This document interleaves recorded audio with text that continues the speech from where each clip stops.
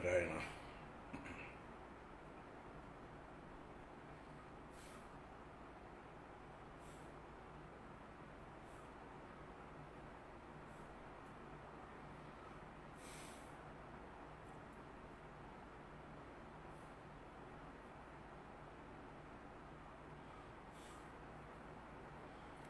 ഓം നാരായണം പത്മഭുവം വസിഷ്ഠം ശക്തിം ച തത്പുത്രപരാശരം ച വ്യാസം സുഖം ഗൗഡപദം മഹാന്തം ഗോവിന്ദയോഗീന്ദ്രമദാസ്യ ശിഷ്യം ശ്രീശങ്കരാചാര്യമദാസ്യ പത്മപാദം ച ഹസ്താമലകം ച ശിഷ്യം തം ത്രോടകം വാർത്തികകാരമന്യാൻ അസ്മദ്ഗുരൂൻ സന്തതമാനതോസ്മി.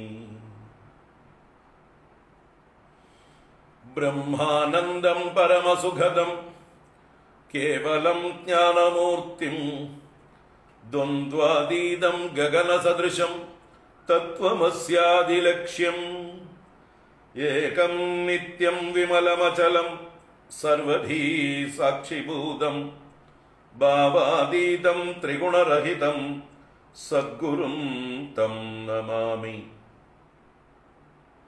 ഭാവാതീതം ത്രിഗുണരഹിതം സദ്ഗുരും തം നമാമി.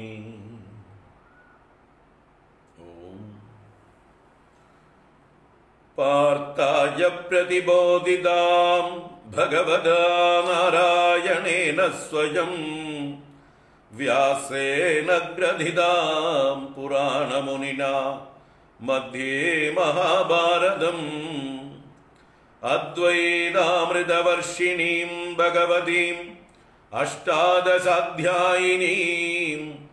അംബ ത്വാം അനുസന്ദധാമി ഭഗവദ്ഗീതേ ഭവദ്വേഷിണീ. നമോസ്തു തേ വ്യാസ വിശാലബുദ്ധേ ഭുല്ലാരവിന്ദായതപത്രനേത്ര യേന ത്വയാ ഭാരതതൈലപൂർണഃ പ്രജ്വാലിതോ ജ്ഞാനമയപ്രദീപഃ. പ്രപന്നപാരിജാതായ സ്തോത്രവേത്രൈകപാണയേ ജ്ഞാനമുദ്രായ കൃഷ്ണായ ഗീതാമൃതദുഹേ നമഃ. സർവോപനിഷദോ ഗാവോ ദോഗ്ധാ ഗോപാലനന്ദനഃ പാർത്ഥോ വത്സഃ സുധീർഭോക്താ ദുഗ്ധം ഗീതാമൃതം മഹത്. വസുദേവസുതം ദേവം കംസചാനൂരമർദ്ദനം ദേവകീ പരമാനന്ദം കൃഷ്ണം വന്ദേ ജഗദ്ഗുരും.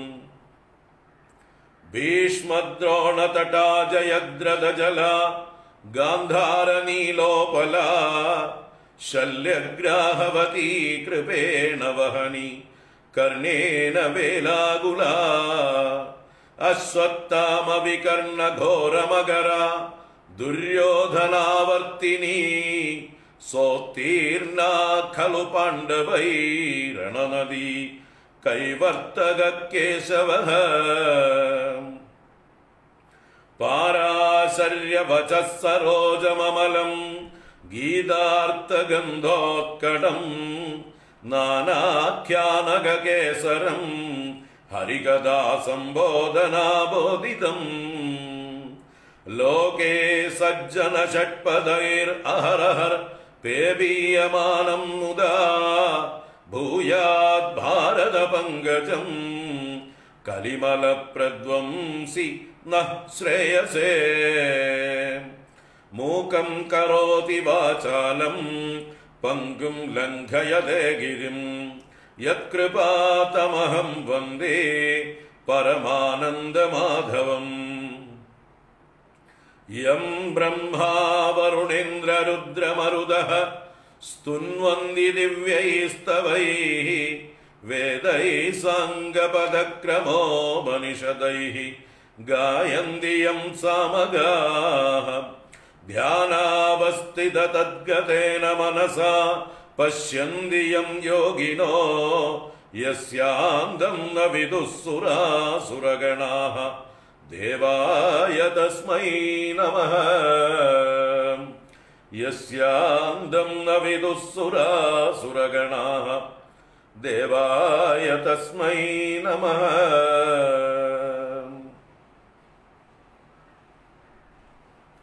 ഓം ശ്രീ ഗണേശായ നമഃ. ഓം ശ്രീ സരസ്വത്यै നമഃ. ഓം ശ്രീ ഗുരുഭ്യോ നമഃ. ഓം നമോ ഭഗവതേ വാസുദേവായ. ഓം ശ്രീകൃഷ്ണ പരമാത്മനേ നമഃ. ഓം നമഃ പരമഋഷിഭ്യോ നമഃ. പരമഋഷിഭ്യഃ.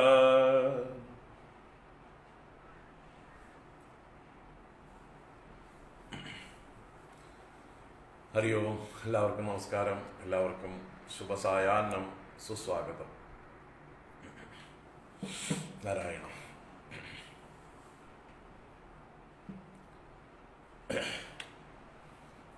ശ്രീമദ് ഭഗവത്ഗീത ഇന്നലെ നമ്മളതിൻ്റെ 1-ാം അധ്യായത്തിലേക്ക് പ്രവേശിച്ചു.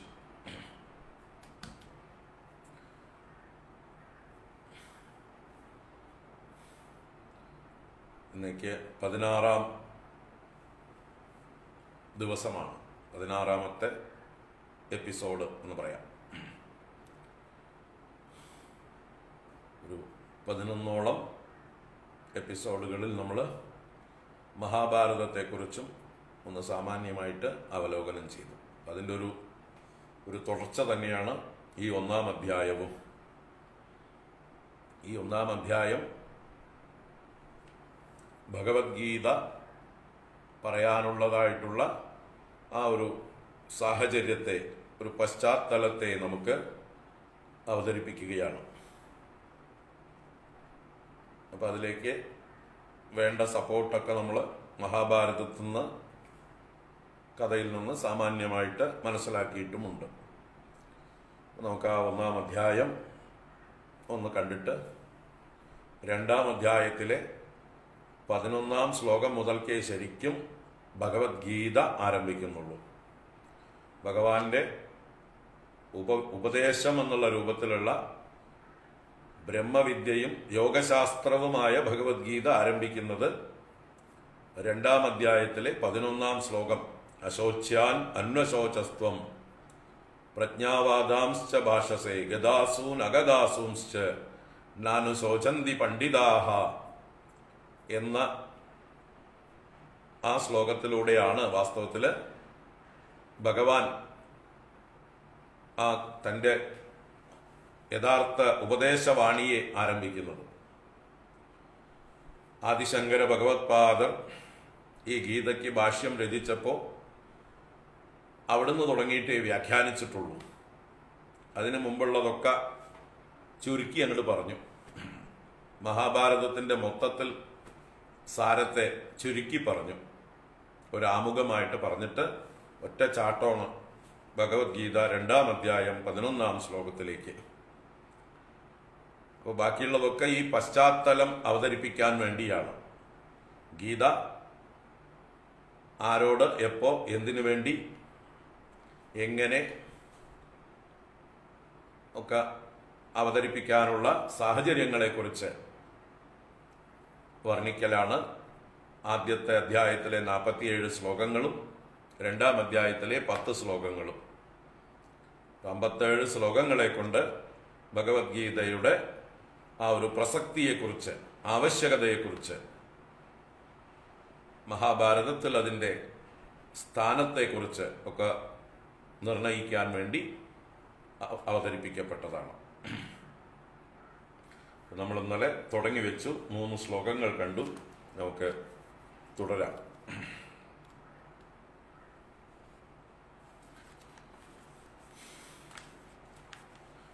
ഓം നമോ ഭഗവതേ വാസുദേവായ. ഓം ശ്രീകൃഷ്ണ പരമാത്മനേ നമഃ. അഥ ശ്രീമദ് ഭഗവദ്ഗീത പ്രഥമോധ്യായഃ. അർജുന വിഷാദയോഗഃ. ധൃതരാഷ്ട്ര ഉവാച ധർമ്മക്ഷേത്രേ കുരുക്ഷേത്രേ സമവേതായുയുത്സവഃ മാമകാഃ പാണ്ഡവാശ്ചൈവ കിമകുർവത സഞ്ജയ. സഞ്ജയ ഉവാച ദൃഷ്ട്വാ തു പാണ്ഡവാനീകം വ്യൂഢം ദുര്യോധനസ്തദാ ആചാര്യമുപസംഗമ്യ രാജാ വചനമബ്രവീത്. പശ്യൈതാം പാണ്ഡുപുത്രാണാം ആചാര്യ മഹതീം സമൂം വ്യൂഢാം ദ്രുപദപുത്രേണ തവ ശിഷ്യേണ ധീമതാ. ഈ 3 ശ്ലോകങ്ങളാണ് നമ്മൾ കണ്ടത്.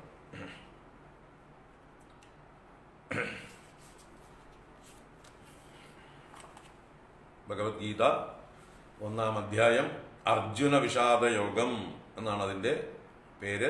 കാരണം അതിൽ പ്രധാനമായും അവതരിപ്പിക്കപ്പെടുന്നത് അർജുനന്റെ വിഷാദവും വിലാപവും കാര്യകാരണസഹിതം അർജുനൻ തന്നെ സ്വയം അവതരിപ്പിക്കുന്നതാണ്. അതിനെ വ്യാസൻ മഹാഭാരതത്തിൽ എഴുതി വച്ചിരിക്കുന്നു നമുക്ക് കാണാൻ വേണ്ടി. ഈ അർജുനന്റെ അവസ്ഥ ലോകത്തിൽ ആർക്കും വരാം. അനേക സാഹചര്യങ്ങളിലുണ്ടാവാം.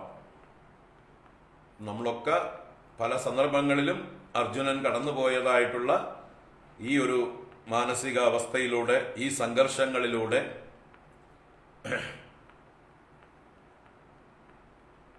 കടന്നുപോകുന്ന അവസരങ്ങളുണ്ടാകാം. അപ്പോഴൊക്കെ ഭഗവാന്റെ വാക്കുകൾ അർജുനൻ എങ്ങനെയാണോ രക്ഷയായത്, തുണയായത്, അതുപോലെ നമ്മളും ഈ ഗീത പഠിച്ചു വെച്ചാൽ നമുക്കും ആവശ്യത്തിനുള്ള ഒരു ശക്തി, ഒരു ഉണർവ്, ഒരു പ്രചോദനം എല്ലാം ഉള്ളിലുണ്ടാവും. നമ്മുടെ ഉള്ളിൽ ആ ഒരു അറിവിന്റെ ശക്തി എപ്പോഴും സംഭരിച്ച് വെക്കണം. എപ്പോഴാണ് ആവശ്യം വരിക എന്ന് പറയാൻ പറ്റില്ല. എപ്പോഴാണ് നമ്മൾ തളർന്നു പോവുക, ഏത് സാഹചര്യമാണ് നമ്മളെ വല്ലാതെ വിവശരാക്കുക എന്ന് പറയാനാവില്ല. അപ്പോ രോഗം വന്ന് ചികിത്സിക്കുന്നതിനേക്കാൾ പ്രതിരോധ ശക്തി ആർജിച്ചിരിക്കുന്നതല്ലേ നല്ലത്. രോഗം വരാതെ നോക്കാനുള്ളതായിട്ടുള്ള പ്രതിരോധ ശക്തി ഓരോരുത്തരും ആർജിച്ചിരുന്നാൽ അവരെ രോഗങ്ങൾ ബാധിക്കില്ല. അതുപോലെ മാനസികമായിട്ടുള്ള രോഗങ്ങളെ ദൂരെ നിർത്താനായിക്കൊണ്ട് നമുക്ക് മനസ്സിന് ശക്തി വേണം. ആ മനസ്സിന് ശക്തി ഉണ്ടാവണമെങ്കിൽ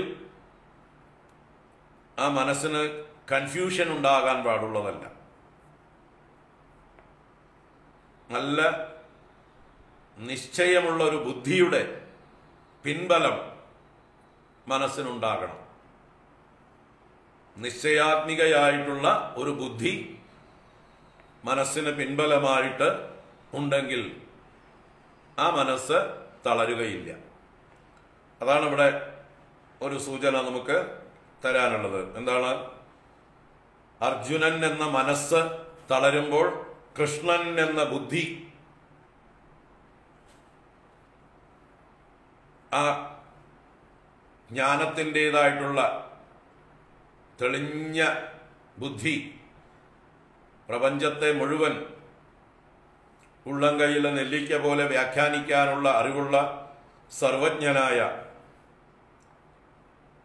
ആ ഭഗവാന്റെ ആ ബുദ്ധിയാണ് അർജുനന് താങ്ങായി നിന്നത്. അപ്പൊ ആ ഭഗവാന്റെ ബുദ്ധി നമ്മളും ആർജിച്ചാൽ നമ്മളിൽ പലപ്പോഴും അർജുനന്റെ ഭാവമുണ്ടാകുമ്പോൾ, വൈവശ്യമുണ്ടാകുമ്പോൾ പുറകിൽ നിന്ന് ആ ഭഗവാന്റെ താങ്ങ് നമുക്കുണ്ടാകും ബുദ്ധിയുടെ രൂപത്തിൽ. അതാണ് യത്ര യോഗേശ്വര കൃഷ്ണ യത്ര പാർത്ഥോ ധനുർധര തത്ര ശ്രീ വിജയോ ഭൂതി ധ്രുവാ നീതിർ മതിർ മമ എന്ന് ഗീതയിലെ അവസാന ശ്ലോകം സഞ്ജയൻ പറഞ്ഞ് ഉപസംഹരിക്കുന്ന അതിൻ്റെ ആശയം. എവിടെയാണോ യോഗേശ്വരനായ കൃഷ്ണനുള്ളത് എന്ന് പറഞ്ഞാൽ ആരുടെ മനസ്സിലാണോ, ആരുടെ ബുദ്ധിയിലാണോ ആ യോഗേശ്വരനായ ഭഗവാന്റെ അറിവ്, സർവജ്ഞത ആരുടെ കൂടെയാണോ ഉള്ളത്, യത്ര പാർത്ഥോ ധനുർധരഃ, എവിടെയാണോ കർമ്മോന്മുഖനായ പ്രചോദിതനായ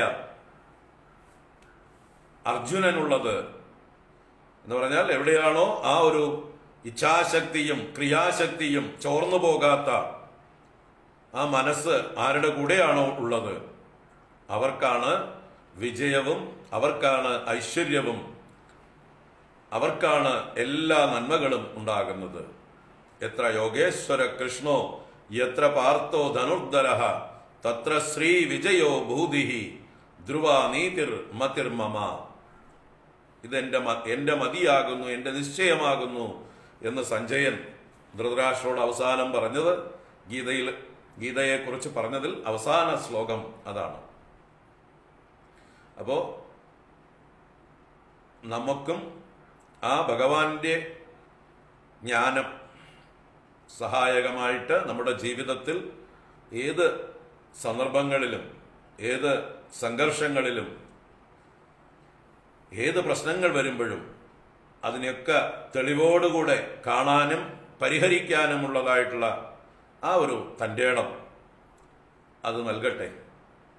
അതിനായിക്കൊണ്ട് നമ്മൾ ഈ ഒരു അറിവ് ആർജിച്ചിരിക്കുക. ഗീത പഠിച്ചാൽ എന്ത് കിട്ടും എന്ന് ചോദിച്ചാൽ, ഗീത പഠിച്ചാൽ ലോട്ടറി അടിക്കുകയൊന്നുമില്ല, ആകാശത്തു നിന്നൊന്നും പൊട്ടി വീഴുകയുമില്ല. ഗീത പഠിച്ചാൽ ജീവിതത്തെ തൻ്റെ ഇടത്തോടുകൂടി നയിക്കാൻ, നേരിടാൻ, ഏത് പ്രശ്നങ്ങളും വളരെ ലാഘവത്തോടെ കൈകാര്യം ചെയ്യുവാനുള്ളതായിട്ടുള്ള ഒരു ഔന്നത്യം നമുക്ക് കൈവരും, ഒരു ശക്തി നമുക്ക് കൈവരും. അതുപോലെ ആത്മീയമായിട്ടുള്ള ആ ഒരു ഉണർവ്, ആത്മബോധം, അതിൻ്റേതായിട്ടുള്ളൊരു നിറവ്, പൂർണ്ണത അതൊക്കെ കൈവരും. അപ്പോൾ അതിനാണ് നമ്മൾ ഗീത പഠിക്കുന്നത്. അപ്പോൾ നമുക്ക് ഒന്നാം ശ്ലോകം ആരംഭിച്ചത് ധൃതരാഷ്ട്രരായിരുന്നു. ധർമ്മക്ഷേത്രമായ കുരുക്ഷേത്രത്തിൽ യുദ്ധത്തിനായിക്കൊണ്ട് ആഗ്രഹിച്ചുകൊണ്ട് വന്നു ചേർന്നവരായ എൻ്റെ മക്കളും പാണ്ഡവന്മാരും എന്തു ചെയ്തു സഞ്ജയ എന്ന ചോദ്യത്തോടെ ആരംഭിച്ചു. അതിനു മുമ്പുള്ള പശ്ചാത്തലമൊക്കെ നമ്മൾ കണ്ടു. യുദ്ധം തുടങ്ങി 10 ദിവസം കഴിഞ്ഞ് ഭീഷ്മ പിതാമഹൻ വീണതിന് ശേഷമാണ് മഹാഭാരതത്തില് ഗീത അവതരിപ്പിക്കപ്പെടുന്നത്. 1-ാം ദിവസം നടന്നതാണ് ഗീത. 1-ാം ദിവസം ഭഗവാൻ അർജുനന് ഉപദേശിച്ചതാണ് ഭഗവത്ഗീത. എങ്കിലും മഹാഭാരതത്തിന്റെ കഥ ഓർഡറിൽ വരുമ്പോൾ അതിനെ ഒരു സസ്പെൻസ് പോലെ വെച്ചിട്ട് പിന്നീട് ഒരു ഫ്ലാഷ് ബാക്ക് ആയിട്ടാണ് അവതരിപ്പിക്കുന്നത്.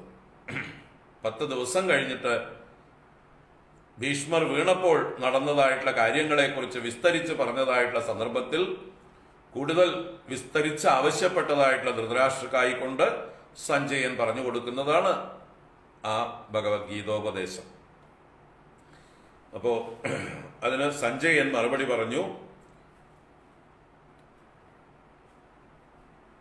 പാണ്ഡവന്മാരുടെ വ്യൂഹമാക്കപ്പെട്ട സൈന്യത്തെ കണ്ടിട്ട് ദൃഷ്ട്വാ ദുര്യോധന തഥാ രാജാ ദുര്യോധന, രാജാവായിട്ടുള്ള ദുര്യോധനൻ അപ്പോൾ ആചാര്യം ഉപസംഗമ്യ വചനം അബ്രവീത്, ദ്രോണാചാര്യരെ സമീപിച്ചുകൊണ്ട് ഈ വാക്കുകളെ പറഞ്ഞു എന്നാണ്. അപ്പൊ ഇവിടെ സൈന്യത്തെ സൂചിപ്പിക്കുന്ന 2 പദങ്ങൾ കണ്ടു നമ്മൾ. അനീകം എന്നും ചമു എന്നും. അനീകം, ചമു 2. പാണ്ഡവാനീകം, പാണ്ഡവ സൈന്യം എന്നാണ് അർത്ഥം. അതുപോലെ ചമു എന്ന് പറയുന്നുണ്ട്. മഹതീം ചമൂം. അത് അടുത്ത ശ്ലോകത്തിലാണ്. പശ്യൈതാം പാണ്ഡുപുത്രാണാം ആചാര്യ മഹതീം ചമൂം. ഹേ ആചാര്യ, പശ്യ ഏതാം മഹതീം ചമൂം. അല്ലയോ ആചാര്യ, ദാ അടുത്ത് കണ്ടോളൂ ഈ മഹത്തായ സൈന്യത്തെ. പാണ്ഡുപുത്രാണാം, പാണ്ഡുപുത്രന്മാരുടെ മഹത്തായ സൈന്യത്തെ അങ്ങ് കണ്ടോളൂ. ദ്രുപദപുത്രേണ തവ ശിഷ്യേണ ധീമതാ വ്യൂഢാം. ബുദ്ധിമാനായ അങ്ങയുടെ ശിഷ്യനായ ദ്രുപദപുത്രനാൽ ദൃഷ്ടദ്യുമ്നാൽ വ്യൂഹമാക്കപ്പെട്ടതായിട്ടുള്ള, വജ്രവ്യൂഹത്തിൽ ചമയ്ക്കപ്പെട്ടിരിക്കുന്നതായിട്ടുള്ള ആ സൈന്യത്തെ ചമൂം പശ്യ, ചമുവിനെ കണ്ടാലും എന്ന് പറയുന്നുണ്ട്. അപ്പൊ ഇതൊക്കെ സൈന്യ ശബ്ദത്തെ സൂചിപ്പിക്കുന്ന പര്യായ ശബ്ദങ്ങളാണ്. വാസ്തവത്തിൽ ചമു എന്നും അനീകം അല്ലെങ്കിൽ അനീകിനി എന്നൊക്കെ പറഞ്ഞാല് ചില നമ്പേഴ്സിനെ സൂചിപ്പിക്കുന്നതും കൂടിയാണ്. എന്നാൽ ഇവിടെ നമ്പർ അർത്ഥത്തിലല്ല പ്രയോഗിച്ചിരിക്കുന്നത്. ഇപ്പൊ മഹാഭാരതത്തിൽ തന്നെ ഈ സൈന്യങ്ങളുടെ നമ്പേഴ്സിനെ കുറിച്ച് പറയുമ്പോൾ പറഞ്ഞു തരും. ഒരു പത്തി എന്ന് പറഞ്ഞാൽ ചതുരംഗ സൈന്യമാണ് ഒരു പത്തി. പത്തി എന്ന് പറഞ്ഞാൽ 10 പേര് ചേർന്നത് പത്തി. ആരൊക്കെയാ 10 പേര്? അതില് ഒരു ആന, ഒരു രഥം, 3 കുതിര, 5 കാലാള്. 1+1+3+5. എങ്ങനെ? ആന, രഥം, അത് രണ്ടും ഓരോന്ന്. കാരണം വലുതാണ്, വലിയ സംഭവങ്ങൾ ഓരോന്ന്. ആനയും രഥവും ഓരോന്ന്. കുതിര 3 എണ്ണം, 3 കുതിര. അശ്വസേനാനി 3 എണ്ണം. 5 കാലാൾ സൈന്യം. അപ്പൊ ഇങ്ങനെ 5ഉം 3ഉം 8ഉം 2ഉം 10. ഈ 10നെയാണ് ഒരു പത്തി എന്ന് പറയുന്നത്. ഒരു സൈന്യത്തിലെ ഏറ്റവും ഒരു മിനിമം യൂണിറ്റിനെയാണ് ചതുരംഗം. ചതുരംഗം എന്ന് പറഞ്ഞാൽ ചതുഹു അംഗം, 4 അംഗങ്ങൾ. 4 അംഗങ്ങൾ: ആന, തേര്, കുതിര, കാലാള്. ആ ചതുരംഗം അത് പത്തിയാണ്. ഒരു 10 പേരടങ്ങുന്നതാണ് പത്തി. അങ്ങനെയുള്ള 3 പത്തി ചേർന്നാൽ, അഥവാ 10 × 3 30 പേർ ചേർന്നാൽ അതിൽ 3 ആന വരും, 3 രഥം വരും, 9 കുതിര വരും, ബാക്കി കാലാളുകളും വരും. അപ്പോ ഒരു 10 × 3 അതിനെ ഗുൽമം എന്ന് പറയുന്നുണ്ട്. മഹാഭാരതത്തിൽ പറഞ്ഞതാണ്. ആദിപർവത്തിലാണ് ഇതെല്ലാം പറയുന്നത്. അപ്പൊ ഒരു ഗുൽമം. അത് കഴിഞ്ഞ് 3 ഗുൽമങ്ങൾ ചേർന്നാൽ ഒരു ഗണം. അപ്പൊ 270 മെമ്പേഴ്സ് ചേരുമ്പോഴാണ്, 270 യോദ്ധാക്കൾ ചേരുമ്പോൾ ഒരു ഗണം. അങ്ങനെ 3 ഗണം ചേർന്നാൽ ഒരു വാഹിനി. അപ്പൊ 270 × 3 810. 810 സൈന്യങ്ങൾ വരുമ്പോഴാണ് ഒരു വാഹിനി എന്ന് പറയുന്നത്. അതിന്റെ 3 ഇരട്ടിയാണ് 810 × 3 2430 പേരടങ്ങിയതാണ് ഒരു പൃതന എന്ന് പറയും. പൃതനാമുഖം എന്ന് പറഞ്ഞാൽ സേനാമുഖം തന്നെയാണ് അർത്ഥം. പൃതന എന്ന് പറഞ്ഞാല് 2430 അംഗസംഖ്യയുള്ളതായിട്ടുള്ള ഒരു സൈന്യത്തിന്റെ ഒരു ട്രൂപ്പിനെയാണ് പറയുന്നത് പൃതന എന്ന്. അതിന്റെ 3 ഇരട്ടി. അപ്പൊ 2430 × 3 7290. അത്രയും മെമ്പേഴ്സ് അടങ്ങിയതാണ് ഒരു ചമു എന്ന് പറയുന്നത്. ചമു എന്ന് പറയുന്നത് അതിനെയാണ്. അതിന്റെ 3 ഇരട്ടിയാണ് അനീകിനി എന്ന് പറയുന്നത്. അനീകം, അനീകിനി എന്നൊക്കെ പറയുന്നത് ചമുവിന്റെ 3 ഇരട്ടി. അപ്പൊ ചമു 7290 ആണെങ്കിൽ അതിന്റെ 3 ഇരട്ടി 21870. 21870 പേരുടെ ഒരു ട്രൂപ്പിനെയാണ്, ഒരു വലിയ ബറ്റാലിയനെയാണ് അനീകിനി എന്ന് പറയുന്നത്. അതിന്റെ 10 ഇരട്ടിയാണ് ഒരു അക്ഷൗഹിണി. 10 അനീകിനി ചേർന്നാൽ ഒരു അക്ഷൗഹിണി. ഇപ്പൊ അക്ഷൗഹിണിയുടെ നമ്പർ കിട്ടിയോ? 21870 × 10. ഒരു 0 കൂടി കൂട്ടിയാൽ മതി. 2,18,700 പേര്. ഒരു അക്ഷൗഹിണി എന്ന് പറഞ്ഞാല് 2,18,700 പേര്. നമ്പർ കിട്ടിയോ? ഇങ്ങനെ 7 അക്ഷൗഹിണി സൈന്യം പാണ്ഡവർക്കും 11 അക്ഷൗഹിണി സൈന്യം കൗരവർക്കും. ഇങ്ങനെ മൊത്തം 18 അക്ഷൗഹിണി സൈന്യം. അപ്പൊ നിങ്ങൾ കണക്കാക്കിക്കോളൂ, 18 ഇൻറ്റു 2,18,700. മനസ്സിലായോ? 2,18,700 ഇൻറ്റു 18, അത് 39 ലക്ഷത്തിൽ ചില്ലുവാനും വരും. 40 ലക്ഷത്തിന്റെ താഴെ വരും.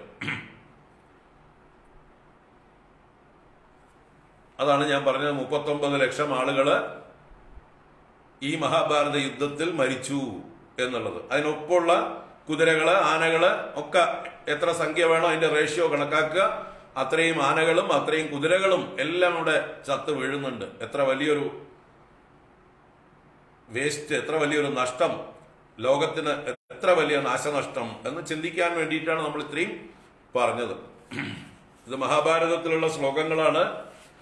ഏകോ രഥോ ഗജശ്ചൈകോ നരാഃ പഞ്ചപദാദയഃ ത്രയശ്ച തുരകാസ്തജ്ഞൈഃ പത്തിരിത്യഭിധീയതേ. പത്തി എന്ന് പറയുന്നതിനെ കുറിച്ചാണ് പറഞ്ഞത്. ഏകോ രഥോ, ഒരു രഥം, ഗജശ്ച ഏകഃ, ഒരു ഗജം, നരാഹ പഞ്ച, 5 നരന്മാർ, പദാദയഃ കാലാളുകളായിട്ട്, ത്രയശ്ച തുരകാഹ 3 തുരകങ്ങൾ, 3 കുതിരകൾ. അങ്ങനെ ആവുമ്പോൾ അതിനെക്കുറിച്ച് അറിയുന്നവർ തജ്ഞൈഹി പത്തിരിതി അഭിധീയതേ, ഒരു പത്തി എന്ന് ഇതിനെ വിളിക്കുന്നു. അങ്ങനെ പത്തിന്തു ത്രിഗുണാമേധാമാഹു സേനാമുഖം ബുധാഹ. ആ പത്തിയുടെ 3 എണ്ണമാണ്, 3 ഇരട്ടിയാണ് സേനാമുഖം. പിന്നെ ത്രീണി സേനാമുഖാന്നി ഏകോ ഗുൽമ ഇത്യഭിധീയതേ. 3 സേനാമുഖങ്ങളാണ് ഗുൽമം എന്ന് വിളിക്കപ്പെടുന്നത്. 3 ഗുൽമങ്ങൾ ഗണം എന്നറിയപ്പെടുന്നു. അതിന്റെ ഗണാഹ ത്രയഃ വാഹിനി ആണ്. ത്രീണി സേനാമുഖാന്യേകോ ഗുൽമ ഇത്യഭിധീയതേ. ത്രയോ ഗുൽമ ഗണോ നാമ വാഹിനി തു ഗണാഹ ത്രയഃ. സ്മൃത തിസ്രസ്തു വാഹിന്യഃ പ്രതനേതി വിചക്ഷണൈഃ. 3 വാഹിനികൾ കൂടുമ്പോൾ പ്രതന എന്ന് പറയുന്നു. ചമൂസ്തു പ്രതനാ തിസ്രഃ. ചമു എന്ന് പറയുന്നത് 3 പ്രതനകൾ ചേരുമ്പോഴാണ്. തിസ്രസ് ചമ്വസ്തു അനീകിനി. 3 ചമുകൾ ചേരുമ്പോൾ ഒരു അനീകിനി. അനീകിനിയും ദശഗുണാം പ്രാഹുരക്ഷൗഹിണീം ബുധാഹ. അനീകിനിയുടെ ദശഗുണമാണ് ഒരു അക്ഷൗഹിണി എന്ന് അതിനെക്കുറിച്ച് അറിയുന്ന ബുധന്മാർ പറഞ്ഞിരിക്കുന്നു. അപ്പൊ ഒരു അക്ഷൗഹിണി നമ്പർ 2,18,700 പേരാണ്. അങ്ങനെ 18 അക്ഷൗഹിണി സൈന്യമാണ് ഇവിടെ. 40 ലക്ഷത്തിൽ തൊട്ട് താഴെയുള്ള നമ്പറാണ് പങ്കെടുത്തത്. നിങ്ങൾ ഒഴിവുണ്ടെങ്കിൽ കാൽക്കുലേറ്റ് ചെയ്തോളൂ, അവിടെ കാൽക്കുലേറ്റർ ഒക്കെ ഉണ്ടെങ്കിൽ. അപ്പൊ ഇങ്ങനെയുള്ള ആ സൈന്യങ്ങളെ കാണിച്ചു കൊടുക്കുകയാണ്. അപ്പുറം ഇപ്പുറമുള്ള, അല്ലെങ്കിൽ തന്റെ ഇവിടെ ദ്രോണർക്കായിക്കൊണ്ട് ദുര്യോധനൻ കാണിച്ചു കൊടുക്കുകയാണ് പാണ്ഡവന്മാരുടെ സൈന്യത്തെ. അപ്പൊ ഏകദേശം പാണ്ഡവന്മാരുടെ സൈന്യത്തിന്റെ അടുത്താണ് ഇവർ നിൽക്കുന്നത്. തങ്ങളുടെ സൈന്യം പുറകിലാണ്. കൗരവ സൈന്യം പുറകിലും തൊട്ട് മുമ്പിൽ പാണ്ഡവ സൈന്യവും. അപ്പൊ പാണ്ഡവ സൈന്യത്തെ പരിചയപ്പെടുത്തി കൊടുക്കണം. ഇനി 3 ശ്ലോകങ്ങളിൽ ഈ പാണ്ഡവ സൈന്യത്തിലുള്ള പ്രമുഖരായിട്ടുള്ള ആളുകളെ പരിചയപ്പെടുത്തി കൊടുക്കുകയാണ്.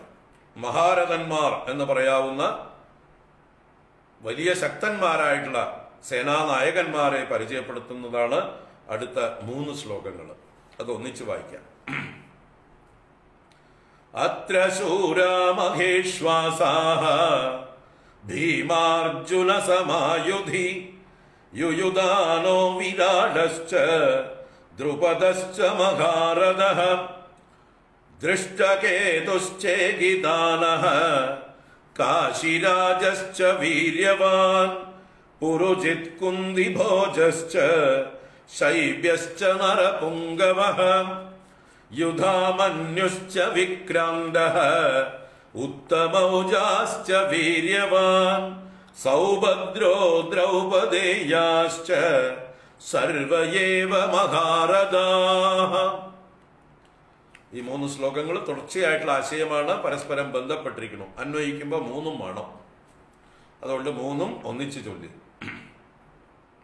അത്ര ശൂരാ മഹേശ്വാസാഃ ഭീമാർജുന സമായുധി യുയുധാനോ വിരാടശ്ച ദ്രുപദശ്ച മഹാരഥഃ ദൃഷ്ടകേതുശ്ചേകിതാനഃ കാശിരാജശ്ച വീര്യവാൻ പുരുജിത് കുന്തിഭോജശ്ച ശൈബ്യശ്ച നരപുംഗവഃ യുധാമന്യുശ്ച വിക്രാന്തഃ ഉത്തമൗജാശ്ച വീര്യവാൻ സൗഭദ്രോ ദ്രൗപദേയാശ്ച സർവ ഏവ മഹാരഥാഃ.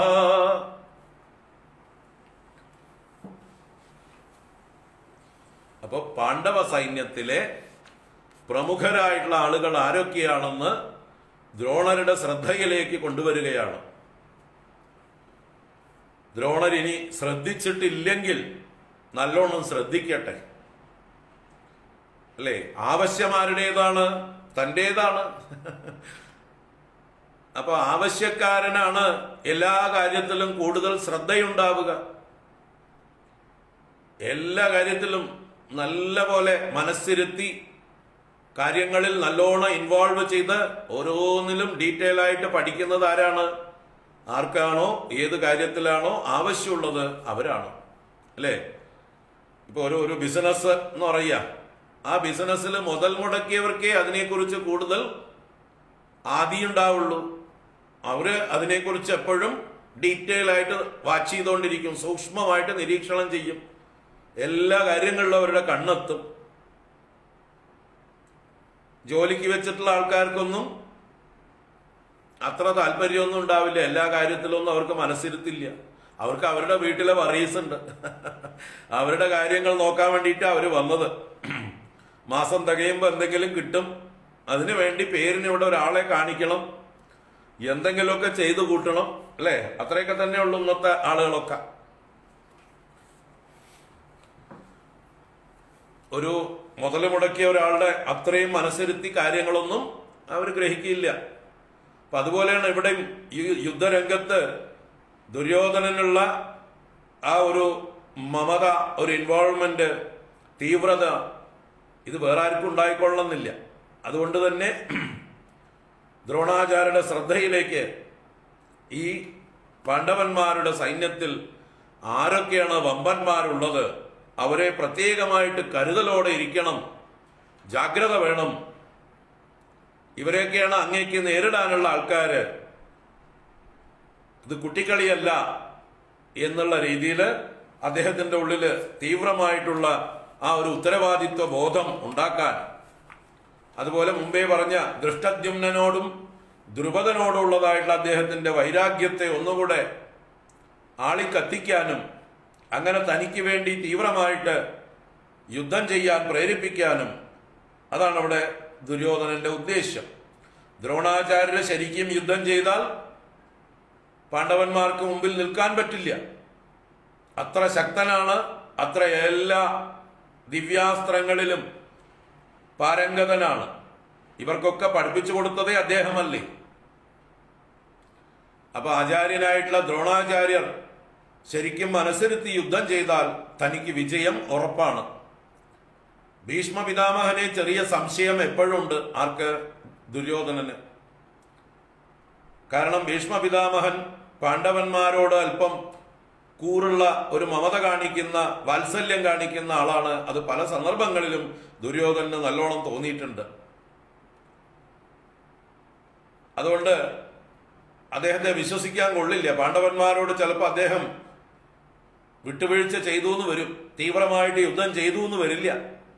അപ്പൊ തനിക്കിപ്പോ ഭീഷ്മരേക്കാൾ വിശ്വസിക്കാവുന്നതും ആശ്രയിക്കാവുന്നതും അത് ദ്രോണനും കർണനും അശ്വത്ഥാമാവുമാണ്. 3 പേരാണ് ഏറ്റവും വിശ്വസിക്കാവുന്ന. ദുര്യോധനന് ഏറ്റവും തന്റെ പക്ഷത്ത് നിന്ന് ശക്തമായിട്ട് യുദ്ധം ചെയ്യുമെന്ന് ഉറപ്പുള്ള ആള്.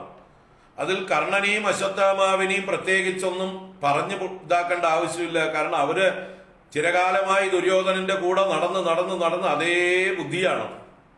പാണ്ഡവന്മാരോട് എന്തെന്നില്ലാത്ത വൈരാഗ്യവും ശത്രുതയും ഇവർ 2 പേരുടെ ഉള്ളിലും നല്ലതുപോലെ വളർത്തി വെച്ചിട്ടുണ്ട് ദുര്യോധനൻ. അതുകൊണ്ട് അവരെക്കുറിച്ച് അദ്ദേഹത്തിന് ശങ്കയില്ല. അപ്പൊ ദ്രോണനെ മാത്രമാണ്, ദ്രോണന് പാണ്ഡവന്മാരോട് എപ്പോഴും ബഹുമാനവും മമതയും ശിഷ്യന്മാരെന്നുള്ള, നല്ല ശിഷ്യന്മാരെന്നുള്ള വാത്സല്യവുമുണ്ട്. അർജുനനെയാണ് അദ്ദേഹത്തിന് ഏറ്റവും പ്രിയപ്പെട്ട ശിഷ്യൻ. ഭീമനെയും അദ്ദേഹം പുകഴ്ത്തി പറയാറുണ്ട്. പലപ്പോഴും ദുര്യോധനനോട് പറയാറുണ്ട്, അർജുനനെ കണ്ടു പഠിക്ക്, ഭീമനെ കണ്ടു പഠിക്ക് എന്ന്. കാരണം ഈ അഭ്യാസം ചെയ്യുന്ന സന്ദർഭത്തിലൊക്കെ ഭീമൻ ഗദായുദ്ധത്തിൽ ദുര്യോധനെ തോൽപ്പിച്ചിട്ടേ ഉള്ളൂ. എപ്പോഴും ഭീമനും ദുര്യോധനും കൂടി ഗദായുദ്ധം മത്സരിക്കും. അപ്പോഴൊക്കെ ഭീമൻ ദുര്യോധനെ തോൽപ്പിച്ചിട്ടേ ഉള്ളൂ. അപ്പോഴൊക്കെ ദ്രോണൻ ഇവരെ രണ്ടുപേരെയാണ് ഉദാഹരണമായിട്ട് പറയുക, അല്ലെ? ക്ലാസ്സിൽ നമ്പർ 1 ആയിട്ടുള്ള കുട്ടികൾ. അപ്പൊ അവരെ കണ്ട് പഠിക്ക് എന്ന് നമ്മൾ ഇന്നത്തെ അധ്യാപകരും പറയില്ലേ? നമ്മുടെ ക്ലാസ്സിൽ ലീഡേഴ്സ് ആയിരിക്കുന്ന നല്ല കുട്ടികൾ, പഠിക്കുന്ന കുട്ടികളെ നോക്കി മറ്റു കുട്ടികളോട് പറയില്ലേ, നിങ്ങൾ അവരെ പോലെ ആവാൻ നോക്കൂ, അവരെ കണ്ടു പഠിക്കൂ, അവരെത്ര നല്ല കുട്ടികൾ, അനുസരണയുള്ളവർ, അവരെത്ര ശ്രദ്ധിക്കുന്നു, അവരെത്ര നന്നായിട്ട് ഹോംവർക്ക് ചെയ്തിട്ട് വരുന്നു, അവരെ പോലെ പഠിക്കൂ എന്ന് പറയുന്നത് പോലെ എപ്പോഴും ഭീമ അർജുനന്മാരെ ദ്രോണാചാര്യർ പുകഴ്ത്തി പറയുകയും അധികം വാത്സല്യം കാണിക്കുകയും ചെയ്യുന്നത് ദുര്യോധന അനുഭവമാണ്. അപ്പൊ അതുകൊണ്ട് തന്നെ അദ്ദേഹത്തിനെ ഒന്നുകൂടെ മനസ്സിരുത്താൻ പ്രേരിപ്പിക്കണം. പാണ്ഡവന്മാരോട് അദ്ദേഹത്തിന് വൈരാഗ്യം വളർത്തണം. അതിന് ദ്രുപദനെയും ദൃഷ്ടദ്യുമ്നെയും പ്രത്യേകം എടുത്തെടുത്ത് പറയുന്നത് അദ്ദേഹത്തിന്റെ ഉള്ളിലുള്ള ആ വൈരാഗ്യം ഒന്നുകൂടെ വളർത്താൻ വേണ്ടിയിട്ടാണ്. അപ്പൊ ഇവിടെ എടുത്തു പറയണു, അത്ര ശൂരാ മഹേശ്വാസാഃ ഭീമാർജുന സമായുധി. അത്ര എന്ന് പറയുമ്പോ ഇവിടെ എന്നാണ് അർത്ഥം. ഇവിടെ എന്ന് പറഞ്ഞാൽ ഏറ്റവും സമീപത്ത് നിന്നുകൊണ്ടാ പറയുന്നത്. ഈ സൈന്യത്തിൽ, പാണ്ഡവ സൈന്യത്തിൽ എന്നർത്ഥത്തില് ശൂരാഹ, നല്ല ശൂരന്മാരുണ്ട്. ശൂരന്മാരെന്ന് പറഞ്ഞാൽ യാതൊരു ദയാദാക്ഷിണ്യവുമില്ലാതെ ക്രൂരമായി ഹിംസ ചെയ്യുന്നവർ എന്നാണ് അർത്ഥം. ശൃണതി ഇതി ശൂരഹ എന്നാണ്, ശൃണതി എന്നാണ് ക്രിയാരൂപം.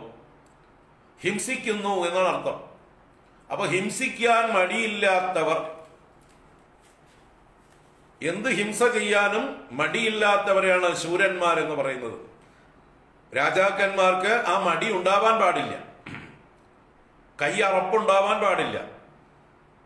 അസ്ത്രം പ്രയോഗിക്കാൻ, ആയുധങ്ങൾ പ്രയോഗിക്കാൻ, ശത്രുവിനെ വെട്ടി വീഴ്ത്താൻ ഒരു ദാക്ഷിണ്യവും ഉണ്ടാവാൻ പാടില്ല. അതിനാണ് ശൗര്യം എന്ന് പറയുന്നത്. ആ ശൗര്യമുള്ളവനാണ് ശൂരൻ. ശൂരസ്യ ഭാവഃ ശൗര്യം. അപ്പൊ ശൂരത്വം, ആ ദാക്ഷിണ്യമില്ലായ്മ, ദയയില്ലായ്മ,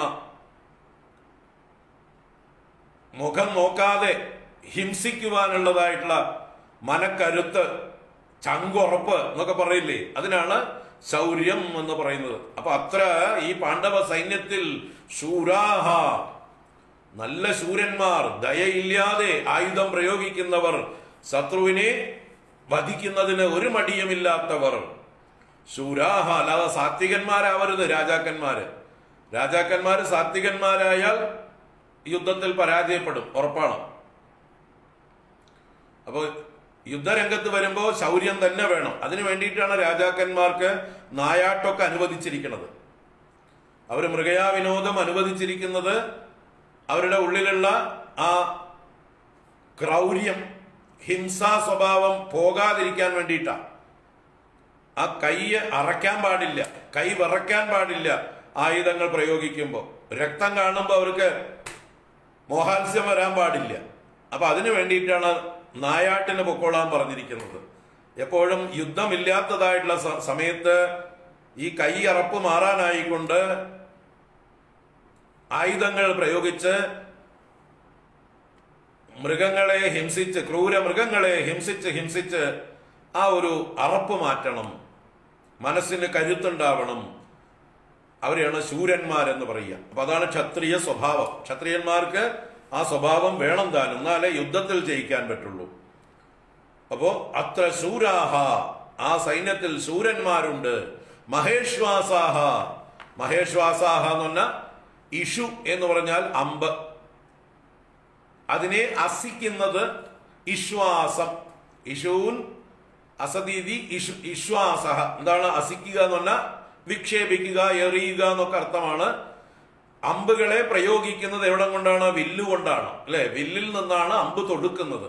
അപ്പൊ തൊടുക്കുന്ന ആ വില്ലിനെയാണ് വിശ്വാസം എന്ന് പറയുന്നത്. അത് മഹത്തായത് എന്ന് വെച്ചാലോ വലിയ വില്ലുകൾ ധരിച്ചവർ, വലിയ വില്ലുകൾ ധരിച്ചവർ കളിക്കാൻ വന്നവരല്ല. ശരിക്കും യുദ്ധത്തിന് നല്ല ശക്തിയുള്ളതായിട്ടുള്ള ദൃഢങ്ങളായിട്ടുള്ള വില്ലുകൾ നല്ലോണം വലിച്ചു കെട്ടിയ ഞാണുമായിട്ട് ഒരുങ്ങി വന്നവരാണ് മഹേശ്വാസാഹ, വലിയ വില്ലാളി വീരന്മാർ, വലിയ വില്ലുകൾ ധരിച്ചവർ. ഭീമാർജുന സമാ യുധി, യുദ്ധത്തിൽ അവരൊക്കെ തന്നെ ഭീമനും അർജുനനും തുല്യന്മാരാണ്, ആരും മോശക്കാരല്ല. അങ്ങേക്ക് ഇഷ്ടം ഭീമനെ അർജുനനെയാണല്ലോ, അപ്പൊ അവരെ പോലെ തന്നെ കരുതേണ്ടതായിട്ടുള്ള വേറെയും ആൾക്കാരുണ്ട്, അവരൊന്നും മോശക്കാരല്ല എന്ന് ആമുഖമായിട്ട് പറഞ്ഞ് ആരൊക്കെയാണ് എന്നെടുത്ത് പറയുകയാണ്. യുയുധാനോ വിരാടശ്ച ദ്രുപദശ്ച മഹാരഥഃ. ആദ്യത്തെ ശ്ലോകത്തിൽ 3 പേരാണ് പറഞ്ഞത്. യുയുധാനോ വിരാടശ്ച ദ്രുപദശ്ച മഹാരഥഃ എന്നുള്ളത് ദ്രുപദന് വിശേഷണമായിട്ട് കൊടുത്തു. അപ്പൊ യുയുധാനൻ എന്ന് പറഞ്ഞാല് യാദവന്മാരുടെ ഇടയിൽ സാത്വികി എന്ന് പറഞ്ഞ് പ്രശസ്തനായിട്ടുള്ള ഒരു യോദ്ധാവാണ്. ശ്രീകൃഷ്ണന്റെ സന്തത സഹചാരിയായി കൃഷ്ണന്റെ ബോഡി ഗാർഡായിട്ട് എപ്പോഴും നടക്കുന്ന ആളാണ് സാത്വികി. ഭയങ്കര ശക്തനാണ്. നമ്മുടെ ഉഗ്രസേന രാജാവ് നിയോഗിച്ചിരിക്കുകയാണ് സാത്വികിയെ ശ്രീകൃഷ്ണന്റെ കൂടെ നടക്കാൻ. ശ്രീകൃഷ്ണൻ സമ്മതിച്ചില്ലെങ്കിലും അറിഞ്ഞില്ലെങ്കിലും അദ്ദേഹത്തിന്റെ പുറകെ ഉണ്ടാവണം. അദ്ദേഹത്തിന് ശത്രുക്കൾ ഒരുപാടുണ്ട്, അദ്ദേഹത്തെ പലരും ആക്രമിക്കും. അതുകൊണ്ട് ശ്രീകൃഷ്ണനാണ് ഈ യാദവ വംശത്തിന്റെ തന്നെ നെടുന്തൂണ്, രക്ഷകൻ. അദ്ദേഹത്തിന് ഒരു ആപത്തും പറ്റരുത് എന്ന് പറഞ്ഞുകൊണ്ട് ഉഗ്രസേന രാജാവ്, നമ്മുടെ കംസന്റെ അച്ഛൻ, അവരാണ് യാദവന്മാരുടെ രാജാവ് ദ്വാരകയില്, അദ്ദേഹം സാത്വികയെ പ്രത്യേകം നിയോഗിച്ചിരിക്കുകയാണ് ശ്രീകൃഷ്ണ ഭഗവാന്റെ നിഴൽ പോലെ. അദ്ദേഹം അറിയാതെ അദ്ദേഹത്തിന്റെ ബോഡി ഗാർഡായിട്ട് നടക്കാനായിക്കൊണ്ട് അങ്ങനെയുള്ള ആളാണ് സാത്വിക. അപ്പോ അദ്ദേഹത്തെ പറയുമ്പോൾ മഹാരഥൻ കൂടിയല്ല, അതിലും വെച്ച് കൂടിയ ആളാണ്. അതിരഥൻ എന്നാ പറയുക. 10 മഹാരഥന്മാരെ നേരിടാൻ കഴിവുള്ളവനാണ് ഒരു അതിരഥൻ എന്ന് പറയുക. അപ്പൊ അതുപോലെ ശക്തനാണ് ഈ സാത്വികി എന്ന് പറയുന്ന യുയുധാനൻ എന്ന് പറഞ്ഞു. യുയുധാനൻ എന്ന് അദ്ദേഹത്തെ വിശേഷിപ്പിച്ചതാണ് സാത്വികിയുടെ ഒരു വിശേഷണമായിട്ട്. നല്ലതുപോലെ യുദ്ധം ചെയ്യുന്നവൻ എന്ന് തന്നെയാണ് അതിന്റെ അർത്ഥം. ഭയങ്കരമായ യുദ്ധം ചെയ്യുന്നവൻ എന്ന യുയുധാനൻ എന്ന വാക്കിന്റെ അർത്ഥം. അപ്പൊ സാത്വികി, ഈ സാത്വികി പാണ്ഡവ പക്ഷത്ത് ഉണ്ട്. അദ്ദേഹം ഭഗവാൻ ശ്രീകൃഷ്ണൻ ഒരു അക്ഷൗഹിണി സൈന്യത്തെ കൗരവന്മാർക്ക് കൊടുത്തപ്പോ ആയുധമെടുക്കാത്ത താൻ പാണ്ഡവന്മാരുടെ കൂടെ വരും എന്ന് പറഞ്ഞിരുന്ന ആളാണ്. അപ്പൊ കൗരവ സൈന്യത്തിന്റെ കൂടെ പോകേണ്ട ആളാണ് സാത്വികി. പക്ഷേ ഈ യുദ്ധ ആരംഭത്തിൽ, യുദ്ധം തുടങ്ങുന്നതിന് മുമ്പായിട്ട് തന്നെ ഭീഷ്മരും യുധിഷ്ഠിരരും കൂടി അങ്ങോട്ടും ഇങ്ങോട്ടും കണ്ടുമുട്ടുന്ന, നമസ്കരിക്കുന്ന, യുധിഷ്ഠിരൻ ഭീഷ്മരെ നമസ്കരിച്ച് അനുവാദമെല്ലാം വാങ്ങുന്ന, അനുഗ്രഹം വാങ്ങുന്ന രംഗത്ത് അവർ തമ്മിൽ ഒരു കമ്മ്യൂണിക്കേഷൻ നടത്തുന്നുണ്ട്. 2 പക്ഷത്തും ഉള്ള സൈന്യങ്ങളിൽ ആർക്കെങ്കിലും ഏതെങ്കിലും പക്ഷത്തേക്ക് അങ്ങോട്ടോ ഇങ്ങോട്ടോ മാറിപ്പോകണം എന്നുണ്ടെങ്കിൽ ഒരു അവസാന അവസരം കൊടുക്കുന്നുണ്ട്. നിങ്ങൾക്ക് ആർക്ക് വേണമെങ്കിൽ ഏത് പക്ഷത്തേക്കും ഇപ്പോഴും മാറാം. കാരണം മനസ്സ് അവിടെയും ശരീരം ഇവിടെയായിട്ട് നിൽക്കണ്ട, നിങ്ങളുടെ മനസ്സ് എവിടെയാണോ അവിടേക്ക് പൊക്കോളൂ എന്നുള്ളൊരു അനുവാദം ഇവർ 2 പേരും 2 സൈന്യത്തിലും പ്രഖ്യാപിക്കുകയാണ്. എന്നിട്ട് ഭീഷ്മരും യുധിഷ്ഠിരനും കൂടി സംയുക്തമായിട്ടൊരു പ്രസ്താവന, ഒരു ഡിക്ലറേഷൻ, അത് കേട്ടിട്ട് കൗരവ സൈന്യത്തിൽ നിന്ന് 2 പേര് ഇപ്പുറത്തേക്ക് വരുന്നുണ്ട്. ഒന്ന് ഈ സാത്വികി എന്ന യുയുധാനനും മറ്റൊന്ന് യുയുത്സു എന്ന് പറയുന്ന ഒരു ധൃതരാഷ്ട്രർക്ക് ഒരു ദാസിയിലുണ്ടായ പുത്രനാണ്. ഗാന്ധാരിയിലുണ്ടായ പുത്രനല്ല, ഒരു ദാസിയിലുണ്ടായ പുത്രനാണ് യുയുത്സു എന്ന് പറയുന്ന ഒരാള്. അയാളും കൂടി ഇപ്പുറത്തേക്ക് വരുന്നുണ്ട് എന്നുള്ളതാണ്. അങ്ങനെ രണ്ട് പേര് ഇപ്പുറത്തേക്ക് വരുന്നുണ്ട്. യുധിഷ്ഠിര പക്ഷത്തേക്ക്, പാണ്ഡവ പക്ഷത്തേക്ക് വരുന്നുണ്ട്. അങ്ങനെയാണ് സാത്യകി ഇവരുടെ പക്ഷത്ത് ചേർന്നത്. ഈ സാത്യകി അർജുനന്റെ ഒരു ശിഷ്യനും കൂടിയാണ്. യുദ്ധത്തില് അർജുനനിൽ നിന്ന് അദ്ദേഹം പല വിദ്യകളും പഠിച്ചിട്ടുള്ള ആളുമാണ്. അർജുനന് തുല്യനായിട്ട് യുദ്ധം ചെയ്യാൻ ശക്തിയുള്ള ആളുമാണ്. അപ്പൊ അങ്ങനെയുള്ള സാത്വികിയാണ് ഇവിടുത്തെ യുയുധാനൻ. മഹാനാണ്, ശക്തനാണ്. ഈ യുദ്ധത്തിൽ ശേഷിക്കുന്ന ആളുകളിൽ ഒരാളാണ്. മുമ്പ് പറഞ്ഞില്ലേ, പഞ്ചപാണ്ഡവന്മാരും ശ്രീകൃഷ്ണനും സാത്വികിയും മാത്രമാണ് പാണ്ഡവപക്ഷത്ത് ശേഷിക്കുന്നത്. അപ്പൊ അതിൽ ഈ സാത്വികിയുണ്ട്, അത്ര ശക്തനാണ്. യുയുധാനഹ. ഇനി വിരാടശ്ച. വിരാടൻ നമുക്കറിയാം, അജ്ഞാതവാസം നടത്തിയ ആ രാജ്യത്തിന്റെ രാജാവ്. മത്സ്യദേശം എന്നാ പറയുക, അല്ലെങ്കിൽ വിരാടദേശം.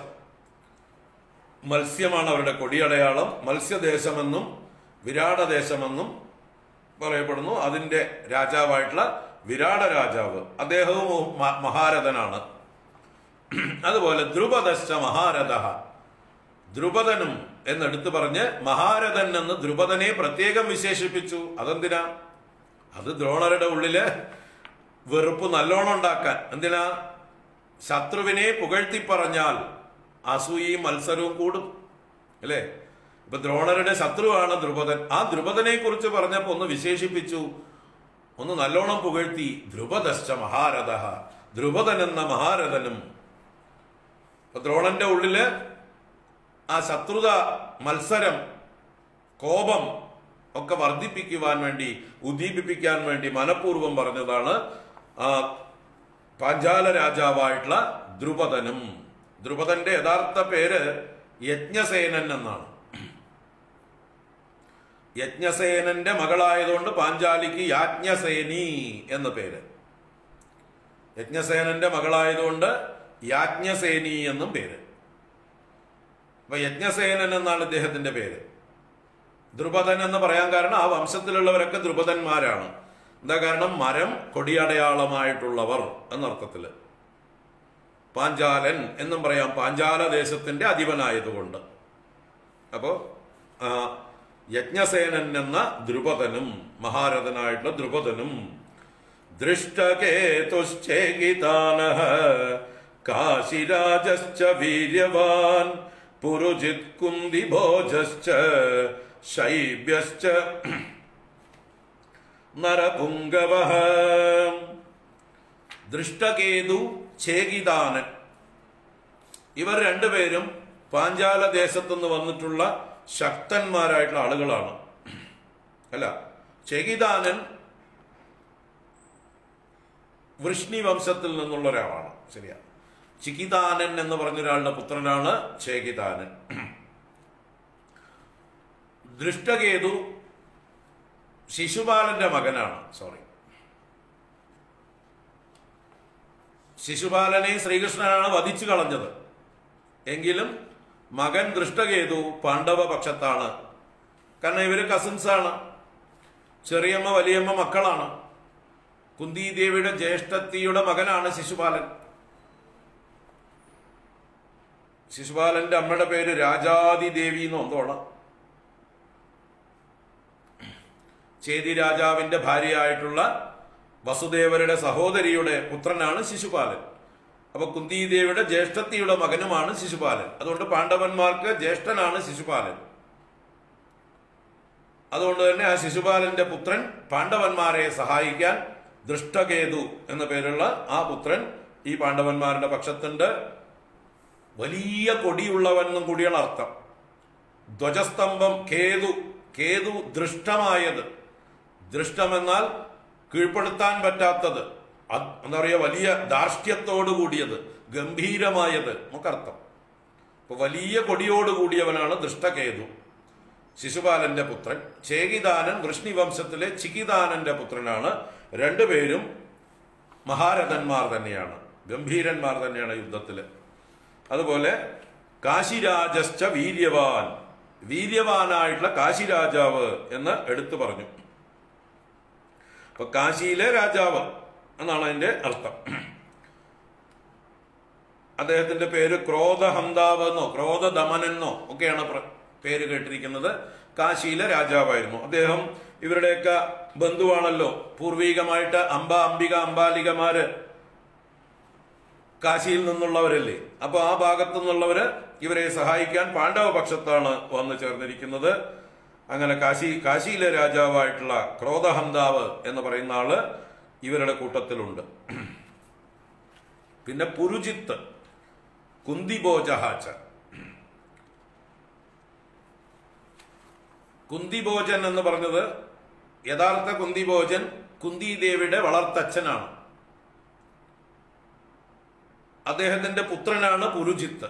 അപ്പൊ കുന്തിയുടെ സഹോദരനും കൂടിയാണ് പുരുജിത്ത്. പിന്നെ ഒരു കുന്തിഭോജനുണ്ട്, ഒരു സഹോദരൻ. അപ്പൊ മൂത്ത അച്ഛനായ കുന്തിഭോജൻ ഇവിടെ പങ്കെടുത്തിട്ടില്ല. ഇവിടെ കുന്തിഭോജൻ എന്ന് പറയുന്നത് ഒരു പുത്രന്റെ പേരാണ്. യഥാർത്ഥ കുന്തിഭോജന്റെ കുന്തിയുടെ അച്ഛന്റെ ഇളയ മകന്റെ പേരും കുന്തിഭോജൻ എന്നാണ്. അപ്പൊ കുന്തിയുടെ സഹോദരനായിട്ടുള്ള പുരുജിത്തും മറ്റൊരു സഹോദരനായിട്ടുള്ള കുന്തിഭോജനും രണ്ടുപേര് ഇവിടെ വന്നിട്ടുണ്ട്. പാണ്ഡവന്മാരുടെ പക്ഷത്ത് അമ്മാവന്മാര് സഹായത്തിനായി കൊണ്ടുവന്നിട്ടുണ്ട്. രണ്ടുപേരും ശക്തന്മാരാണ്. വലിയ കൂട്ടങ്ങളെ ജയിക്കുന്നവൻ എന്നാണ് പുരുജിത്ത് എന്നൊക്കെ പറഞ്ഞാൽ അർത്ഥം. പുരുവും ജയതീതി പുരുജിത്ത്, വലിയ വലിയ സമൂഹങ്ങളെ ജയിക്കുന്നവൻ. യുദ്ധത്തില് ഏകനായിട്ട് വലിയ വലിയ കൂട്ടങ്ങളെ ജയിക്കുന്നവൻ എന്നൊക്കെ അർത്ഥം. പുരുജിത് കുന്തിഭോജശ്ച ശൈബ്യശ്ച നരപുംഗവഃ എന്ന് പറഞ്ഞു. അടുത്തത് ശൈബ്യനാണ്. ശൈബ്യനെ പറഞ്ഞപ്പോ നരപുംഗവൻ എന്ന് പറഞ്ഞു. നരപുംഗവൻ എന്നാൽ നരശ്രേഷ്ഠൻ, നരന്മാരിൽ ശ്രേഷ്ഠനായിട്ടുള്ള ശൈബ്യനും. അപ്പൊ ശൈബ്യൻ എന്ന് പറയാൻ കാരണം ശിബിയുടെ വംശത്തിൽ പറഞ്ഞവരാണ്.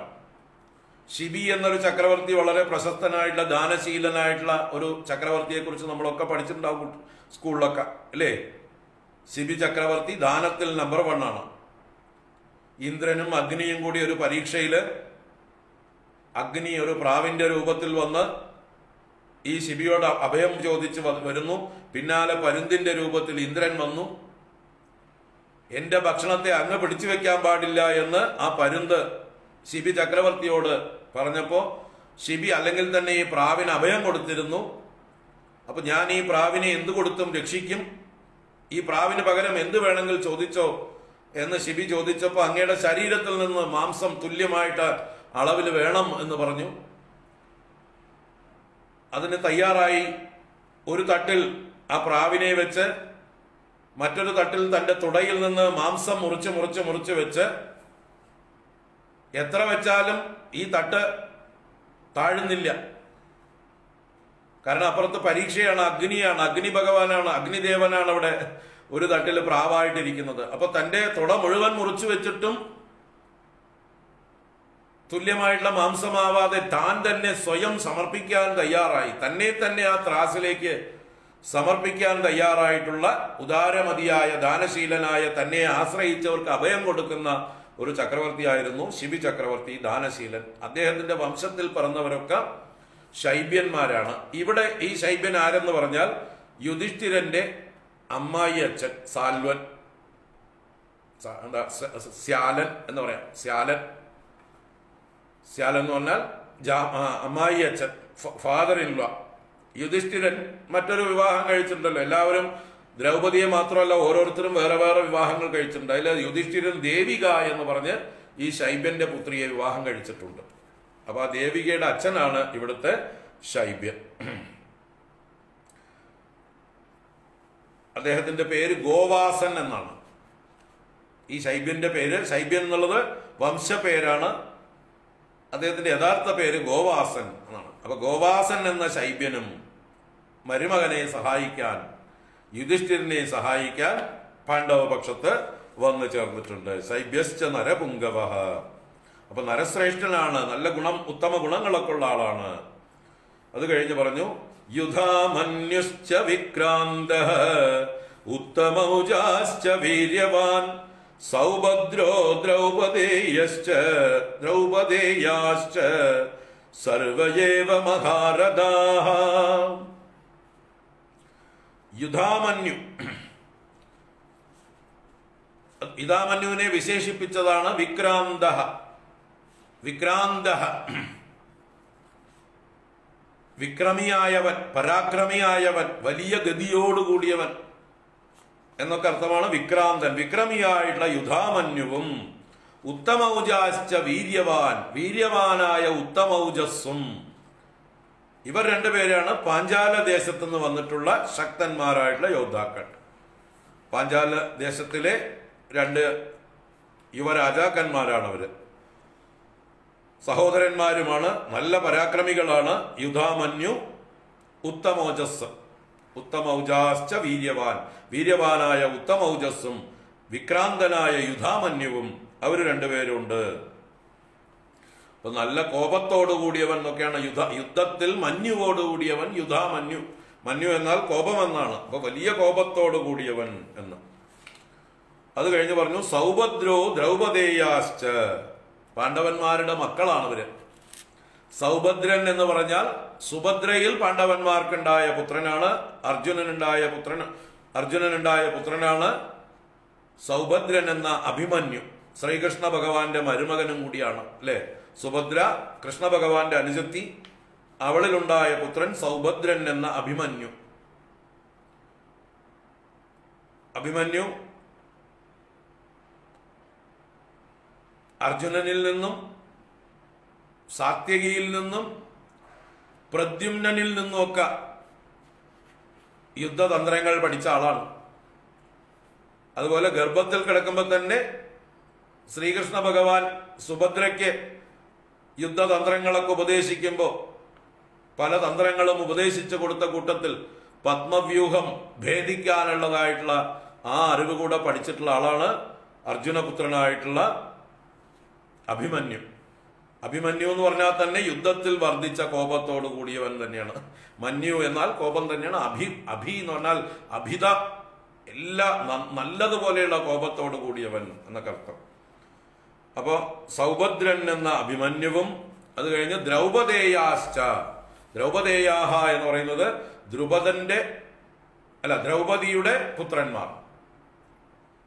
ദ്രൗപദിക്ക് 5 പേരിൽ 5 പുത്രന്മാരുണ്ടാകുന്നുണ്ട്.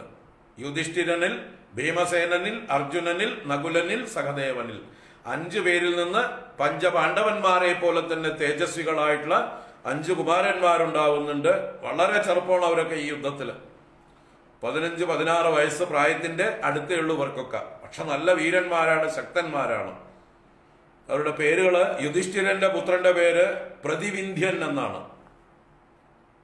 പാഞ്ചാലിയിൽ യുധിഷ്ഠിരനുണ്ടായ പുത്രൻ പ്രതിവിന്ധ്യൻ, ഭീമസേനനുണ്ടായ പുത്രൻ ശ്രുതസോമൻ, അർജുനനുണ്ടായ പുത്രൻ ശ്രുതകർമ്മ, നകുലനുണ്ടായ പുത്രൻ ശതാനീകൻ, സഹദേവനുണ്ടായ പുത്രൻ ശ്രുതസേനൻ. അങ്ങനെ 5 പുത്രന്മാര്: പ്രതിവിന്ധ്യൻ, ശ്രുതസോമൻ, ശ്രുതകർമ്മ, ശതാനീകൻ, ശ്രുതസേനൻ. ഈ 5 പേരും ദ്രൗപദിക്ക് പാണ്ഡവന്മാരിലുണ്ടായ പുത്രന്മാർ. അവര് 5 പേരും മഹാരഥന്മാർ തന്നെയാണ്. ഓരോരുത്തരും ഒറ്റയ്ക്ക് 10,000 യോദ്ധാക്കളെ നേരിടാൻ ശക്തരായിട്ടുള്ളവരാണ്. തന്നെയും സാരഥിയെയും കുതിരകളെയും രക്ഷിച്ചുകൊണ്ട് 10,000 പേരോട് ഒരേ സമയം യുദ്ധം ചെയ്യാൻ സാമർഥ്യമുള്ളവരെയാണ് മഹാരഥന്മാരെന്ന് പറയുന്നത്.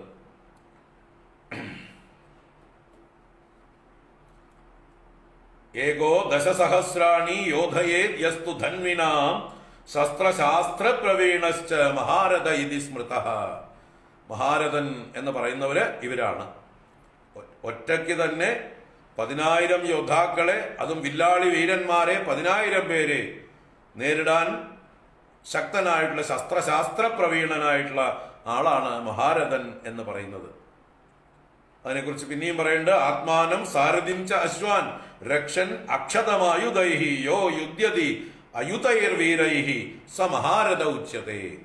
അപ്പൊ തന്നെയും സാരഥിയെയും കുതിരകളെയും രക്ഷിച്ചുകൊണ്ട് ആയുധങ്ങളുമായിട്ട് 10,000 പേരോട് യുദ്ധം ചെയ്യുന്ന വീരനെ മഹാരഥൻ എന്ന് വിളിക്കുന്നു. അപ്പൊ ഇപ്പോ ഈ പാണ്ഡവ സൈന്യത്തിൽ എത്ര പേരെ പറഞ്ഞു? 17 മഹാരഥന്മാരെ എടുത്തു പറഞ്ഞു. ആരൊക്കെയാണ്?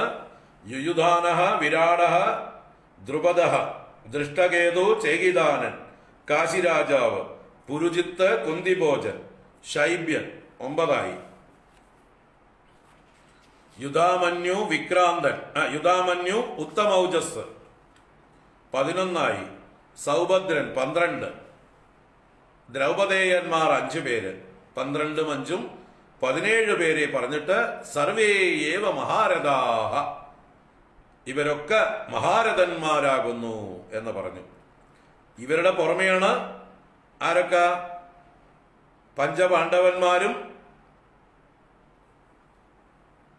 ദൃഷ്ടദ്യുമ്നനും പിന്നെ ശ്രീകൃഷ്ണ ഭഗവാനും. അവരെ ഇതിൽ പെടുത്തിയിട്ടില്ല. ശ്രീകൃഷ്ണ ഭഗവാൻ സാരഥ്യത്തിലാണ്. 5 പാണ്ഡവന്മാരുണ്ട്. ദൃഷ്ടദ്യുമ്നൻ എന്ന സേനാനായകനെ കുറിച്ച് ആദ്യം സൂചിപ്പിച്ചിരുന്നു അല്ലെ? ദൃഷ്ടദ്യുമ്നാൽ അണിനിരത്തപ്പെട്ടത് എന്ന് പറഞ്ഞതിലൂടെ. അപ്പൊ അദ്ദേഹത്തിന്റെ പേര് പ്രത്യേകം പരാമർശിച്ചില്ല ഇവിടെ.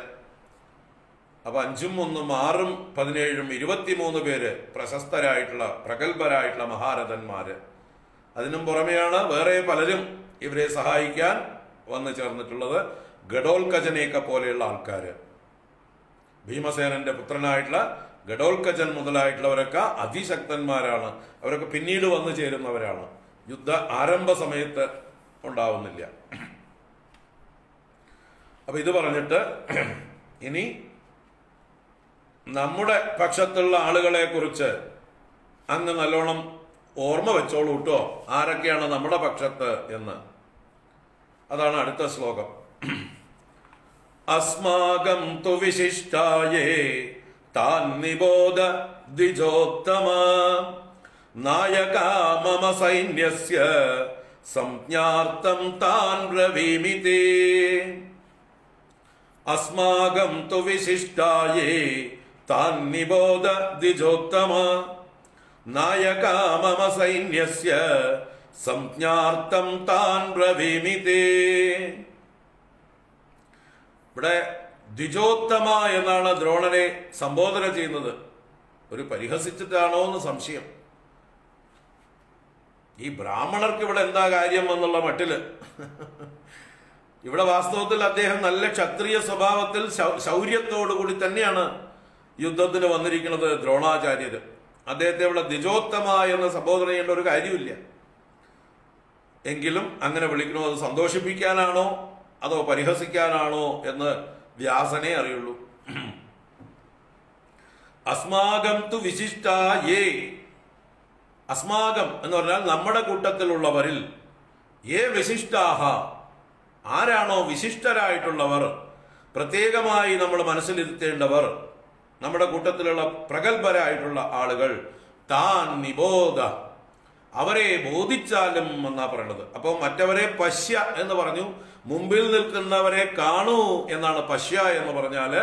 നിബോധ എന്ന് പറഞ്ഞാൽ ബോധിച്ചാലും എന്ന് പറഞ്ഞാലോ പരോക്ഷമായിട്ടുള്ള ആളുകളെ കുറിച്ചാ പറയണത്. എന്ന് വെച്ചാൽ ഇപ്പൊ അവര് മുമ്പിലില്ല, പുറകിലുണ്ട്, നമ്മുടെ കൂട്ടത്തിലുള്ളവരാണ് എന്ന് പറയാനാണ് നിബോധ എന്ന പ്രയോഗം. പരോക്ഷമായിട്ടുള്ളതിനെ പറയണം. താൻ നിബോധ ദ്വിജോത്തമ, അവരെ കുറിച്ച് ഓർമ്മ വെച്ചോളൂ, അറിഞ്ഞോളൂ, അല്ലയോ ബ്രാഹ്മണ ശ്രേഷ്ഠ.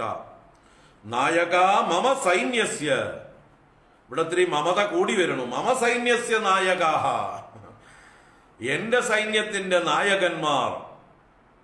സംജ്ഞാർത്ഥം താൻ ബ്രവീമി തേ. സംജ്ഞാർത്ഥം, സംജ്ഞ എന്ന് പറഞ്ഞാൽ സമ്യക്കായ ജ്ഞാനം, ശരിയായ ബോധം, അറിവ്. അപ്പൊ അങ്ങയുടെ അറിവിന് വേണ്ടി താൻ ബ്രവീമി, അവരെ കുറിച്ച് ഞാൻ പറയാം. ആരോട്? തേ, അങ്ങയോട്. തുഭ്യം ബ്രവീമി, അങ്ങയോടായിക്കൊണ്ട് ഞാൻ പറയാം. അവരെ കുറിച്ച് നല്ലതുപോലെ അറിഞ്ഞോളൂ. സംജ്ഞയുണ്ടാവണം. സംജ്ഞ എന്ന് പറഞ്ഞാൽ സമ്യക്കായ ജ്ഞാനം, ജ്ഞാപകം, ബോധം എന്നൊക്കെ അർത്ഥം. അപ്പൊ അവരെ കുറിച്ച് പറഞ്ഞു തരാം എന്ന് പറഞ്ഞുകൊണ്ട് 2 ശ്ലോകം കൊണ്ടാണ് കൗരവ സൈന്യത്തിലുള്ള പ്രമുഖരെ സംഗ്രഹിച്ച് പറയുന്നത്. ഭവാൻ ഭീഷ്മശ്ച കർണശ്ച കൃപശ്ച സമിതിഞ്ജയഃ അശ്വത്ഥാമാ വികർണശ്ച സൗമദത്തിസ്തഥൈവ ച അന്യേ ച ബഹവഃ ശൂരാഃ മദർത്തേ ത്യക്തജീവിതാഃ നാനാശസ്ത്രപ്രഹരണാഃ സർവേ യുദ്ധവിശാരദാഃ. ഭവാൻ ഭീഷ്മശ്ച കർണശ്ച കൃപശ്ച സമിതിഞ്ജയഃ അശ്വത്ഥാമാ വികർണശ്ച സൗമദത്തിസ്തഥൈവ ച അന്യേ ച ബഹവഃ ശൂരാഃ മദർത്തേ ത്യക്തജീവിതാഃ നാനാശസ്ത്രപ്രഹരണാഃ സർവേ യുദ്ധവിശാരദാഃ. ഭവാൻ ഭീഷ്മഃ ച കർണഃ ച കൃപഃ ച സമിതിഞ്ജയഃ അശ്വത്ഥാമാ വികർണശ്ച സൗമദത്തിഃ തഥാ ഏവ ച. ഇവിടെ ഒരു പാഠഭേദമുണ്ട്. തദൈവ ച എന്ന് പകരം ജയദ്രഥഃ എന്നും ചില പുസ്തകങ്ങളിലുണ്ട്. രണ്ടും അക്സെപ്റ്റ് ചെയ്യാവുന്നതാണ്. പക്ഷെ പ്രധാനമായിട്ടുള്ള പഴയ പുസ്തകങ്ങളിലൊക്കെ തദൈവ ച എന്നേ കാണുന്നുള്ളൂ. ഗീതാ പ്രസ് പോലെയുള്ള വടക്കേ ഇന്ത്യയിലെ ഏറ്റവും പ്രശസ്തമായ പ്രസിൽ നിന്നിറക്കിയുള്ള പുസ്തകത്തിലൊക്കെ തദൈവ ച എന്നാണ്. വേറെ ചില പുസ്തകങ്ങളിൽ പാഠഭേദമായിട്ട് ജയദ്രഥഃ എന്നുണ്ട്. എന്തായാലും ജയദ്രഥനെ ഒഴിവാക്കാനൊന്നും പറ്റില്ല. ജയദ്രഥൻ എപ്പോഴും കൗരവന്മാരുടെ കൂട്ടത്തിലുള്ള ആളാണ്. അതുകൊണ്ട് പറഞ്ഞില്ലെങ്കിലും കുഴപ്പമില്ല. കാരണം ദുര്യോധനെയും ദുശാസനെയും ബാക്കിയുള്ള സഹോദരങ്ങളുടെ പേരൊന്നും എടുത്ത് പറഞ്ഞിട്ടില്ലല്ലോ. അപ്പൊ സഹോദരി ഭർത്താവായിട്ടുള്ള ജയദ്രഥനെയും എടുത്തു പറഞ്ഞില്ലെങ്കിലും കുഴപ്പമൊന്നുമില്ല. തദൈവ ച എന്നായാലും മതി. ഇനി പറഞ്ഞാൽ ജയദ്രഥഃ എന്ന് പറഞ്ഞാലും ദോഷമൊന്നും ഇല്ല. അപ്പൊ ആരൊക്കെയാണ്? ഭവാൻ. ആദ്യം തന്നെ ദ്രോണനെ സന്തോഷിച്ചോട്ടെ. എന്റെ സൈന്യത്തിലുള്ള വിശിഷ്ടരായിട്ടുള്ള ആളുകളെ ഞാൻ പറയാം, കേട്ടോളൂ എന്ന് പറഞ്ഞിട്ട് ഒന്നാമതായിട്ട് പറയുന്നത് ഭവാൻ എന്നാണ്. അത് പറയേണ്ട ആവശ്യമുണ്ടോ? റെഡിയായിട്ട് വന്നിരിക്കുന്ന ആളല്ലേ. എന്നാലും സന്തോഷിപ്പിക്കാനായിക്കൊണ്ട് ഒന്നാമനായിട്ട് ഭവാൻ എന്ന് ദ്രോണരെ നോക്കി പറയണം. അങ്ങുണ്ട്, അതാണ് ഞങ്ങളുടെ ധൈര്യം എന്ന മട്ടിൽ പറയണ ഭവാൻ. ഭരദ്വാജ പുത്രനായ സർവ ശസ്ത്രങ്ങളിലും ശാസ്ത്രങ്ങളിലും വിശാരദനായിട്ടുള്ള ലോകൈക ധനുർധരനും ആചാര്യനുമായിട്ടുള്ള അങ്ങ് ഞങ്ങളുടെ കൂടെയുണ്ട്. അതാണ് ഭവാൻ എന്ന് പറഞ്ഞു. ഇനി ഭീഷ്മശ്ച, കുരുവംശത്തിന്റെ നെടുനായകനായിട്ടുള്ള പിതാമഹനായ ഭീഷ്മൻ, ദേവവ്രതൻ, അദ്ദേഹം നമ്മുടെ കൂടെയാ. അദ്ദേഹം കൂടെയുണ്ട്. അതുകൊണ്ട് ജയം നമുക്ക് തന്നെ എന്നുള്ള മട്ടിലാണ് ഇവിടെ ഒരു സൂചന. ഭീഷ്മശ്ച കർണശ്ച, കർണനുണ്ട് നമ്മുടെ കൂടെ. സൂര്യപുത്രനായിട്ടുള്ള കർണൻ, വില്ലാളി വീരനാണ് കർണൻ. ഇവരൊക്കെ അതിരഥന്മാർക്കും മുകളിലാണ് ഇവരുടെയൊക്കെ സ്ഥാനം. മഹാരഥന്മാരല്ല, അതിരഥന്മാരല്ല, അതിലും മുകളിലുള്ള ആൾക്കാരാണ് ഈ ഭീഷ്മരും കർണനും ദ്രോണനുമൊക്കെ. കൃപശ്ച സമിതിഞ്ജയഃ. സമിതി എന്ന് പറഞ്ഞാൽ സേന, യുദ്ധം എന്നൊക്കെ അർത്ഥമാണ്. അപ്പൊ യുദ്ധത്തിൽ ജയിക്കുന്നവനായ കൃപനും, കൃപനും ഇവരുടെ ആചാര്യനാണ്. ദ്രോണാചാര്യരുടെ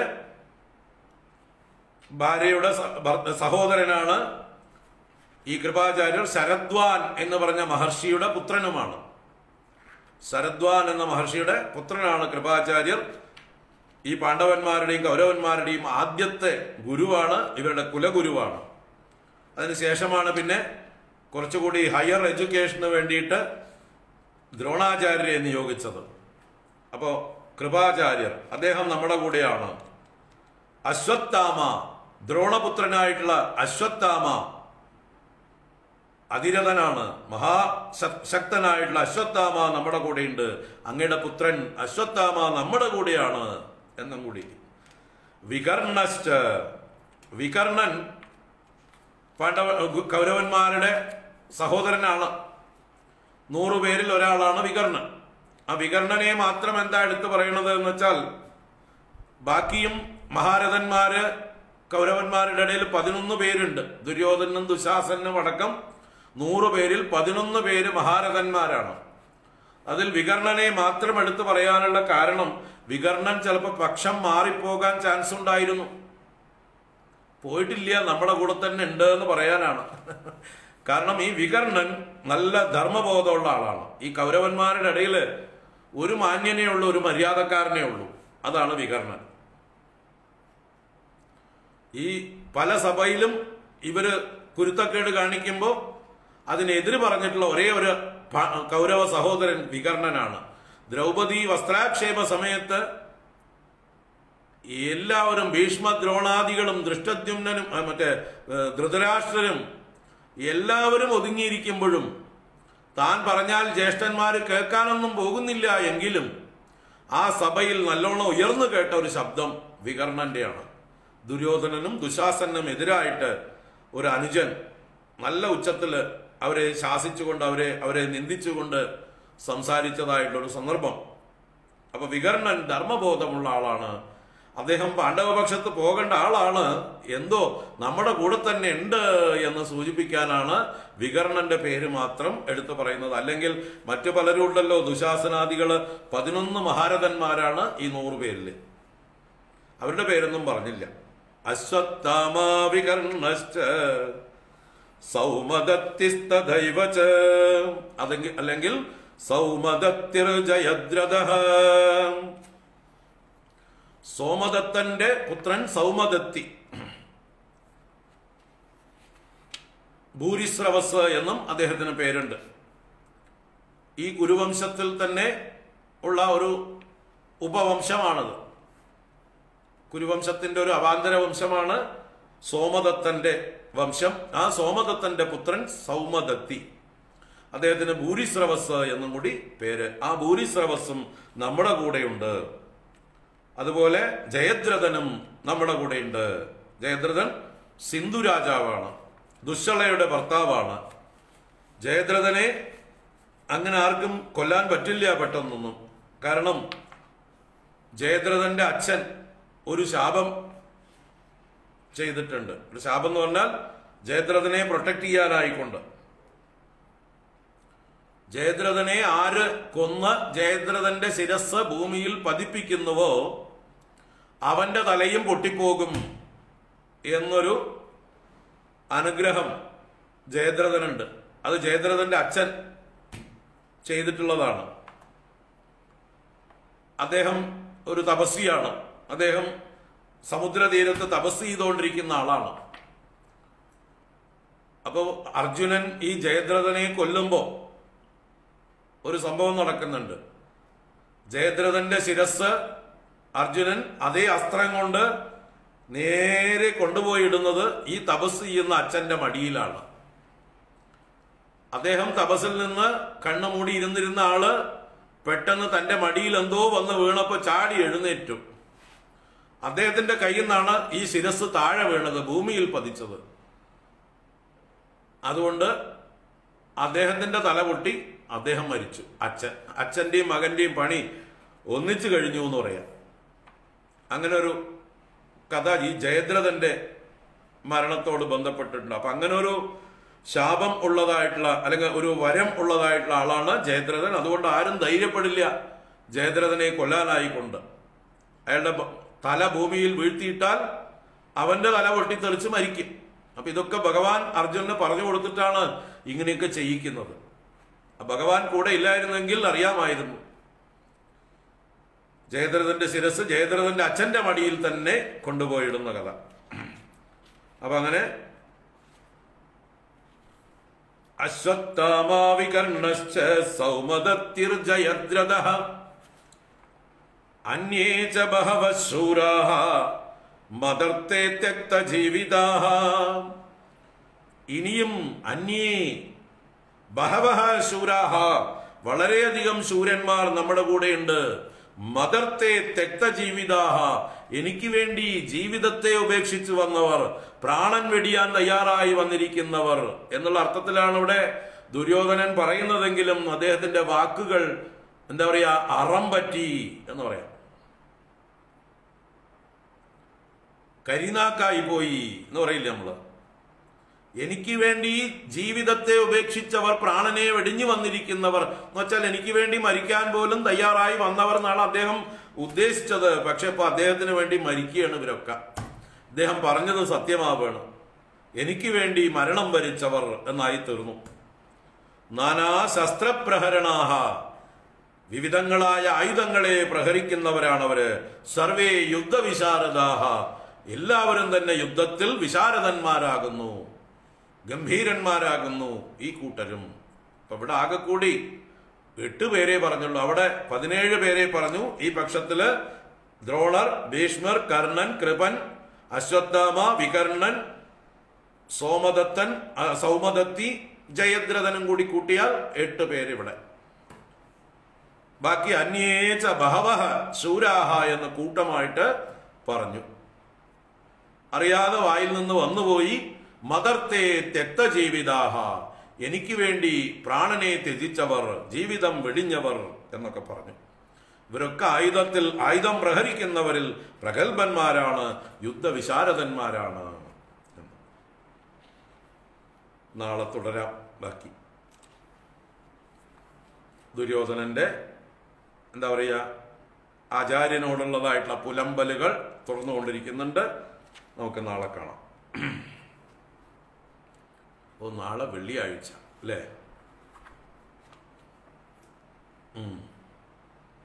വെള്ളിയാഴ്ച തോറും വൈകുന്നേരം ബ്രേക്ക് കൊടുക്കാനാണ് നമ്മൾ തീരുമാനിച്ചിട്ടുള്ളത്. അപ്പൊ മറ്റന്നാളാവാം ഗീത. ആഴ്ചയിൽ 6 ദിവസം, വെള്ളിയാഴ്ച ബ്രേക്ക്.